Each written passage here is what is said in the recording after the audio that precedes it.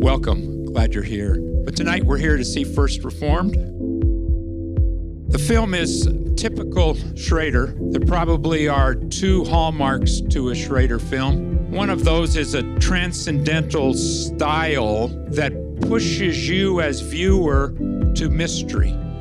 And the other is a gritty realization of human depravity that pushes us toward meaninglessness. And it's that fine dance between meaninglessness and meaning, between despair and hope. That is a typical Schrader movie.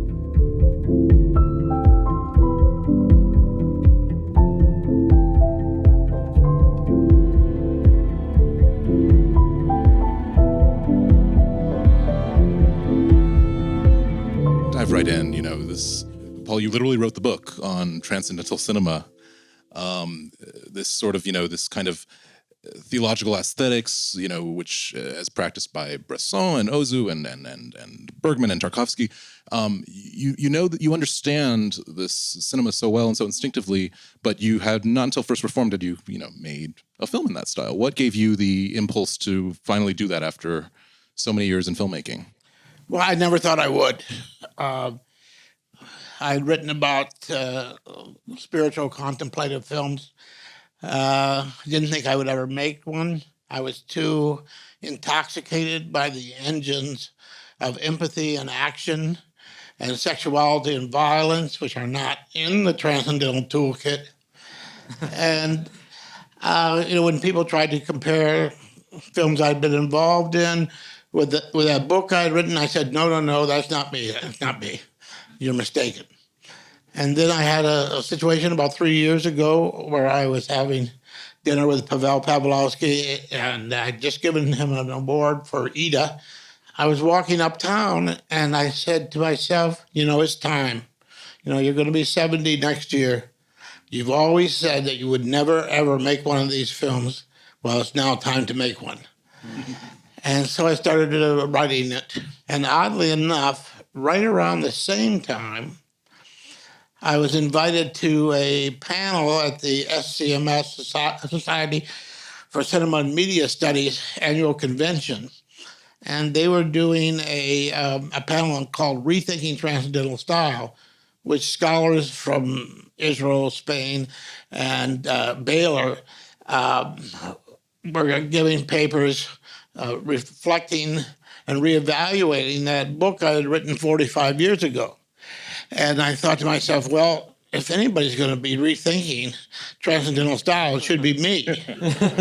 So I said then about rethinking it and spent 3 years writing a longish essay, which is now going to be included in the new version of the book coming out from UCal Press in May.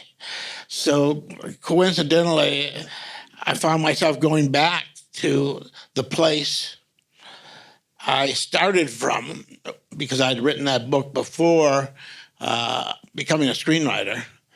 And also, in a way, going back to the place I started from as a screenwriter, because there's so much of Taxi Driver in this. And so to me, it rounds out the circle rather nicely.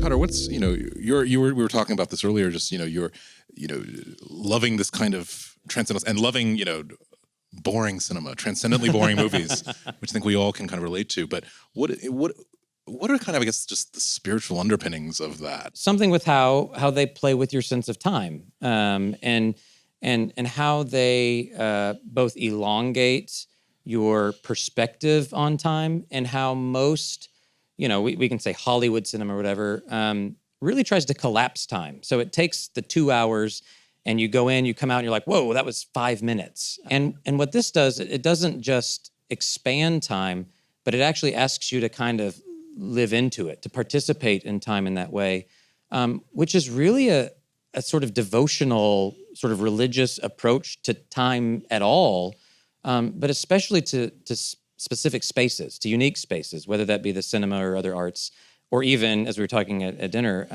our own sort of worship is this sense in which we're getting together to learn how to waste time in a deeply, profoundly sincere way. And so, for me, that's part of why I like boring movies.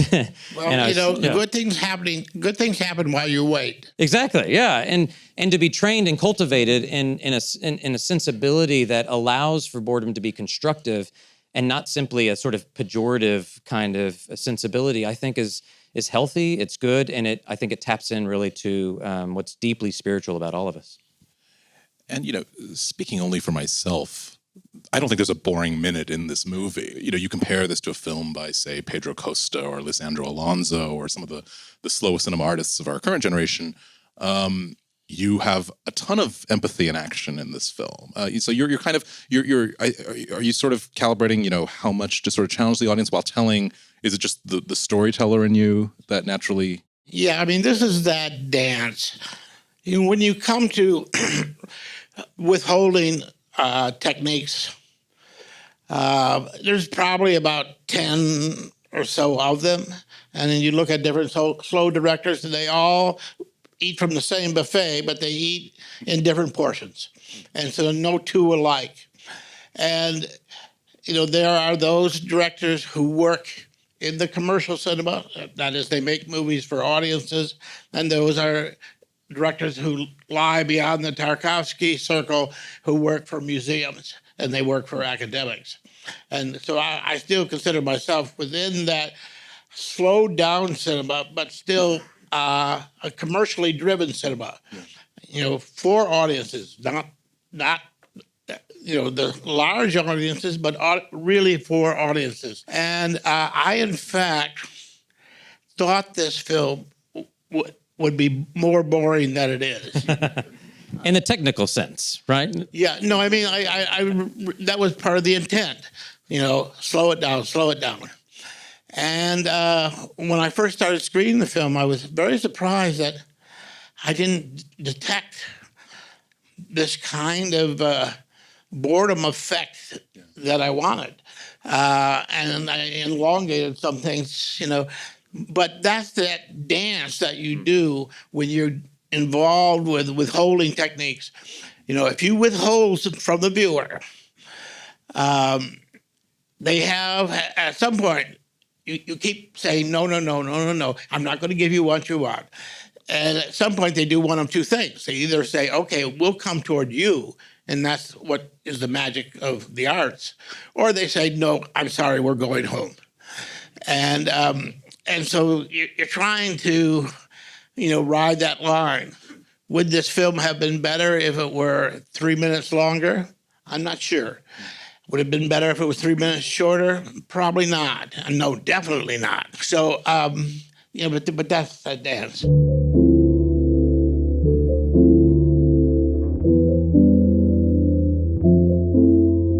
There is this kind of contemplative quality, but I think the movie is so driven by this core of anger that you feel in every moment, this palpable anger that you seem to have tapped into. And I'm just curious. I think there are a lot of things that a person, a believer, a non-believer can relate to in terms of just things to make one angry in this film. Of all of those, especially in our hideous political climate at the moment, how did you decide on climate change? For sort of the history of our race, the philosophy has always been talking, what is our purpose here, the eschatological meaning of our lives. And this, to a large degree, has been a theoretical conversation. Now we're sitting in one of the first moments in history where this is not such a theoretical conversation, where if you get on your tippy toes, you can see the end of this either phase of evolution or this of human species. And the planet's not in trouble. The planet's going to be just fine. As soon as we're gone, take 50,000 years, it'll be right back, and then it won't have us anymore. So this really makes the argument, and it is one of the things I found interesting is, does this guy, Reverend Toller, really care about the environment at all? I mean, he's sick. He has what Kierkegaard calls the sickness unto death, angst. And he's trying to do something about it. He's writing a journal. He's doing the liturgy of the church. He's performing the rites of the church. He's drinking, anything. He's praying or trying to pray. It doesn't work. And then he meets this kid, and he catches the virus. All of a sudden, all his suffering now has a context. Now, is he dying because he's an ecological warrior? Or is he dying because that is the pathology of a certain form of Christianity? Kutter, what are your thoughts? Yes. Yeah, you know, I read it in a couple ways. One, and what I think, so correct me if I'm wrong here, but sort of the ending stops us cold. I mean, no one was breathing in this room. And then it sort of sheds light back on everything else we just watched, including this notion of sort of ecological crisis. So I saw it sort of as as one of numerous different traumas under which we are suffering. So we have the trauma of the ecological body, if you will, the trauma that we're seeing in the corporate body of the church, the trauma of this man's body, and this weird sense where you've got, humans are sort of the Drano of the earth, right? That in a sense we're necessary, but poisoning it in this weird way, in part because we've sort of overreached in that sense. I saw that as sort of the tableau against which this sort of character study played out. And he's got this sickness, this pathological, basically, I'm going to die. The question isn't if, it's when and how, right? And so he gets to this point where the very first time, the premise, I'm going to write this journal for a year. Yeah. Meaning, I'm giving myself a year to live simply by writing this journal. Yeah, and I thought this is a fascinating character study of the sort of religious imagination, because on the one hand, we have in our tradition and our narratives, a Messiah complex. That somehow it's our job to save the earth. It's our job to fix it, right? And so you get to this final climax, and again, you have this man who's saying, one option is I'm going to blow up everybody, this great act of terror. And when he realizes I can't do that because the woman's there, I'm going to go out with sort of dignity, right? This sort of self-aggrandizing suicide. That all gets stopped. That's your sort of stasis point where all of his plans, all of his machinations kind of end on the recognition that, I'm more profoundly sick than I even realized. And my solutions, my answers aren't actually going to be the solution. And it's this woman, Mary, and her little seed of potentiality that dares against all of the other sort of terror and trauma to suggest maybe there's another way. So I don't know if that's appropriate interpretation of what you're doing. It's very designed that way. It's also designed the other way. How does she get there? Yeah. Why is the room suddenly glowing? Why is it in slow motion? Where is the sound effects? Maybe this is post-mortem. Maybe he's having an ecstatic vision. Maybe the last thing he sees as he throws his insides out on the floor is her angelic presence. And a friend of mine said to me, he said that he interpreted it as, the sudden presence of grace on a lost life. But I don't know whether he's alive or dead, and I designed it so I wouldn't know. So one thing that I kept having in my mind at the end is the end of Raging Bull, and you kind of name it there. I once was blind, but now I see. do you give us that liberty of interpretation in this film? That particular quote was added by Scorsese because he had almost died in the hospital in Rome, and so. But if you go back another film, The Taxi Driver, you have this sense of, is Travis alive anymore? This whole kind of happy ending, that kind of ambiguity certainly gives something, shelf life, and those are the kind of films I sort of like. Which you sort of reinforce to the ambiguity of the sudden burst of camera movement, this 360-degree pan in a film where there has scarcely been a camera movement until that moment, right? It's all of a sudden, you've taken the leap. You've jumped outside of this physical sphere, and I foreshadowed that by having that Tarkovsky levitation scene. I would say, we're gonna leave this physical world, and here's a sort of foreshadowing that's going to happen. But it's an interesting story. I don't know how familiar this audience is with spiritual religious films, but when I wrote the script, I gave it to Kent Jones, who runs the New York Film Festival, is an old friend.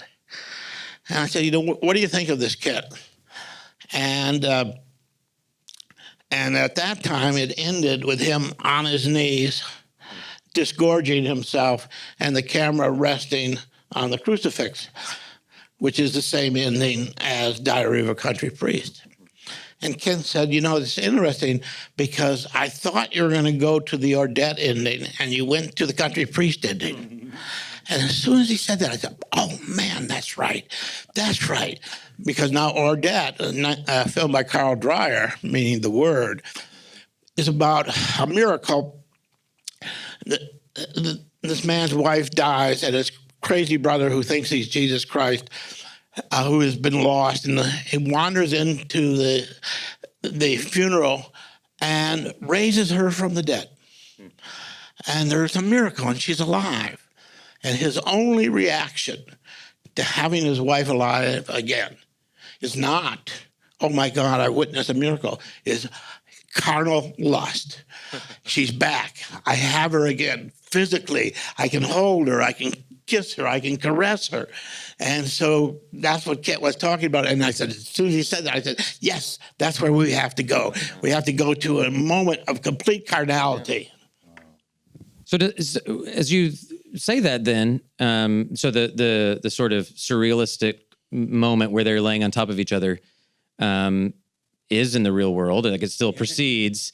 But both, I'm now just rethinking, does he really touch anybody at all the rest of the film, other than those two moments? Because it's interesting that these are potentially surreal, imaginative escapes, maybe a last sort of blip of the consciousness at death. But at the same time, they're the most physically tangible moments in his existence. He touches no one. Yeah. Ethan Hawke, I think, he's such a terrific actor, and I think he gives such a brilliant performance in this movie. Not someone who necessarily leaps to mind when you think of a clergyman, but in fact, as we were talking about, he does have a background in this. He was, in fact, I believe some family member wanted him to be a priest at one point. I mean, he has been to Gethsemane, which is the Thomas Merton place in Kentucky. His former father-in-law is a very important figure in Eastern religion. So he knows this world. Plus, he has that kind of physiognomy that leads one to identify with a suffering person, very much like Montgomery Clift in the I Confess movie or the Country Priest. And whereas if you look at a different movie, Calvary, starring Brendan Gleeson, and where you have this kind of corpulent priest who's suffering, you don't really think he's suffering because he doesn't look suffering. So Ethan had that, and he was just the right age now. The boyishness is gone. He's getting some very interesting lines in his face, and he just felt right. That's what I hope people say about me as I age. You have some very interesting lines in your face.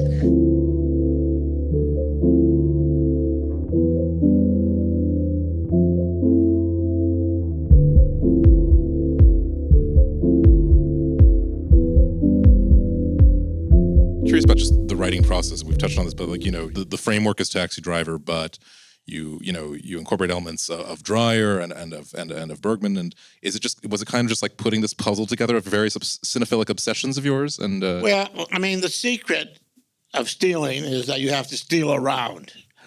You can't keep going back to the same 7-Eleven. They will catch you. So you go over here, you go over there, you go over there. You grab a little something from a whole bunch of people, and you put it together, and people think it's yours.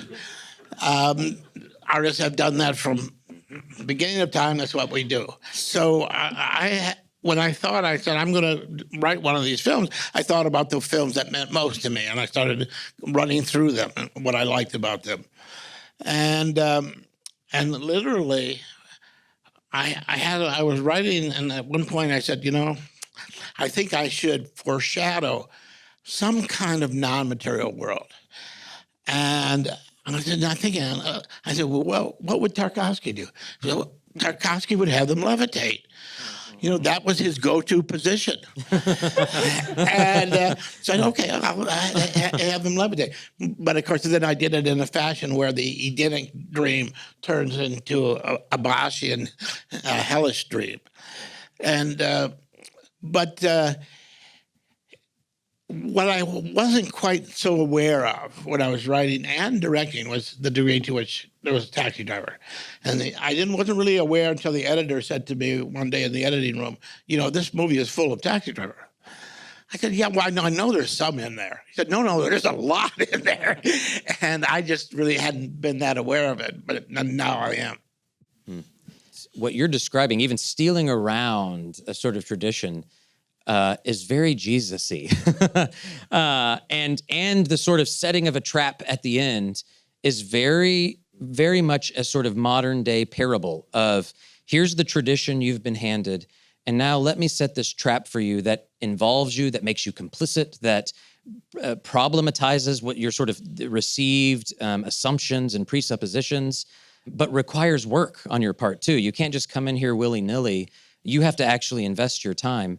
Do you think that, say, Ida, the film you saw, or this one, do these films exist if the content isn't religious? Well, you have hit on a core contradiction in what I'm talking about. Okay, theoretically, you are talking about a style, not content. If the style works, it works. It works whether it's a liturgy or a Zen garden. The style works. However, it seems to work better if the subject matter is also religious. So there's a film by Carlos Regados called Silent Light about the Mennonites in Mexico. A film called Stations of the Cross by Dietrich Brueggemann about Christian conservatives in Germany. And you start going through these films, Lords by Jessica Hauser. And they're all sort of feeding off from the subject matter. And so the critic in you says, yes, theoretically this works purely on style, but it's a lot easier when you have this subject matter. I mean, but theoretically this should work if this is the story of a plumber, who had lost faith with the plumbing business. And decides to wrap himself in barbed wire at the end, I know we've already talked about the ending. I have a kind of prosaic question. I love Leaning on the Everlasting Arms. It took me back to Lillian Gish singing it, Night of the Hunter. Was that, I'm not asking if that was a reference, but what's... No, it wasn't a reference. Yeah. It's George Beverly Shea. It's Billy Graham.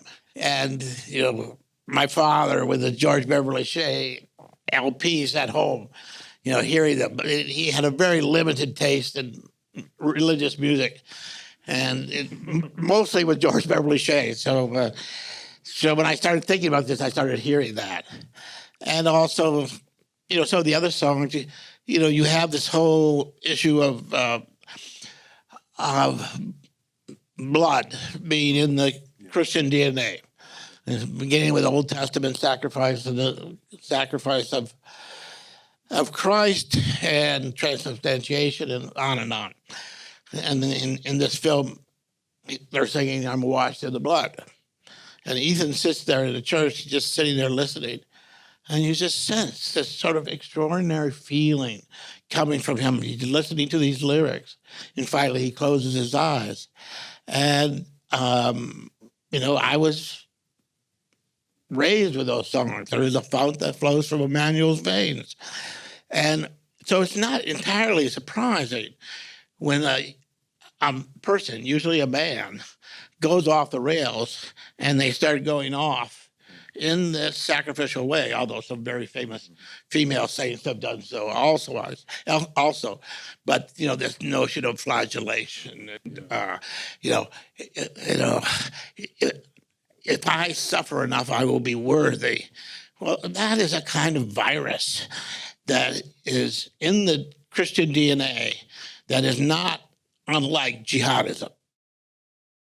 I think that leaves us with a lot. We'll leave on that note to think about. Paul Schrader, thank you so much for being here with us. Thank you for this brilliant film, which will be opening in June.